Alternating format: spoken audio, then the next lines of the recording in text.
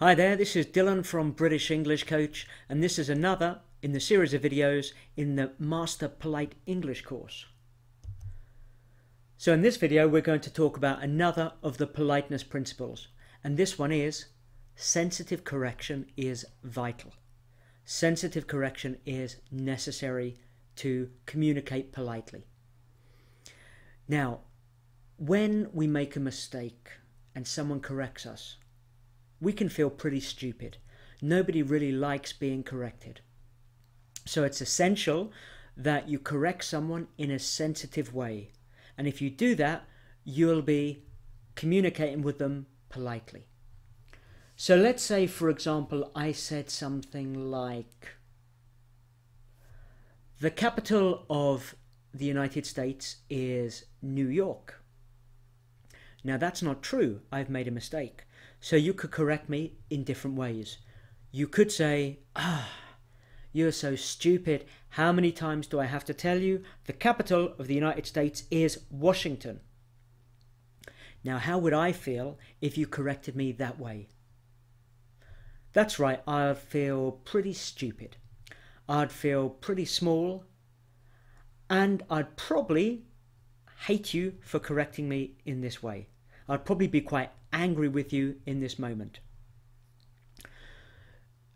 And that's based around the concept of saving and losing face. If I have this positive public image where I feel I'm an intelligent, knowledgeable person, and you correct me really directly, I will lose face and I'll feel pretty stupid in public. It's not polite.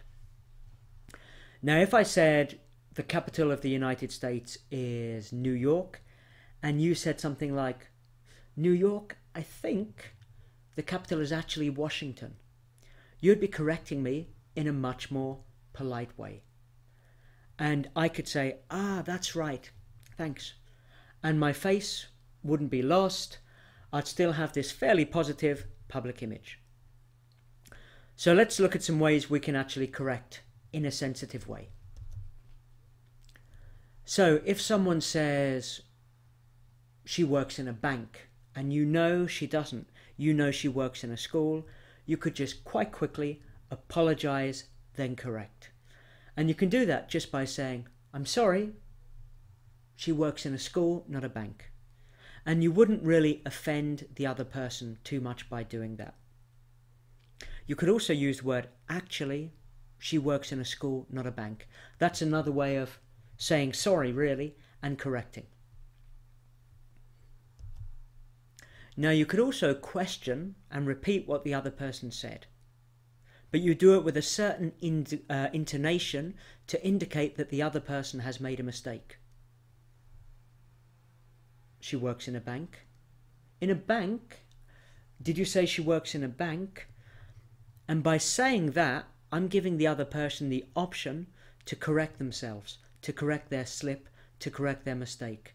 Now remember, we talked about one of the most important considerations in order to communicate politely is you give the other person options. So by saying, in a bank, did you say she works in a bank? I'm giving the other person the option to correct themselves. New York, did you say the capital of the United States is New York? Maybe that will indicate to the other person that they've made a mistake, and they could say something like, New York, no, I meant Washington. And they don't lose their public positive image. They don't lose face. Now, you could also present another option. If the person says she works in a bank, and she doesn't, you think she works in another job, you could say, in a bank, I thought she worked in a hospital. And that gives the other person the opportunity of agreeing with you and correcting their mistake, or perhaps saying, no, I'm sure she works in a bank. Okay? And then you can decide whether it's really important that you continue with this conversation and correct the information. So again, if you said, or if someone said, the capital of United States is New York, you could say, New York? I thought it was Washington or Boston. You're giving the other person the option to agree or disagree with your correction. Okay? So it's done in a very, very soft way, and you're indicating, not forcing the other person to change their mind and to change what they've just said. Okay. So these are 3 ways you can correct in a sensitive way. You can apologize and then correct. I'm sorry, the capital of United States is actually Washington, not New York. You could also question what the other person just said. New York? Did you say it was New York? Okay. And maybe the other person will remember or will change what they've just said and they don't lose face. And the other way you can do it, you can present another option. New York? Oh, I thought it was Washington. Or New York? Ah, I always thought it was Washington. That's what I believed. You're presenting another option which can indicate to the person that they maybe have made a mistake and they can change what they've just said. Much more polite than directly correcting them. Okay, so I hope that helped. So if people do say things which you know are not correct, try to get into the good habit of correcting them politely. Okay?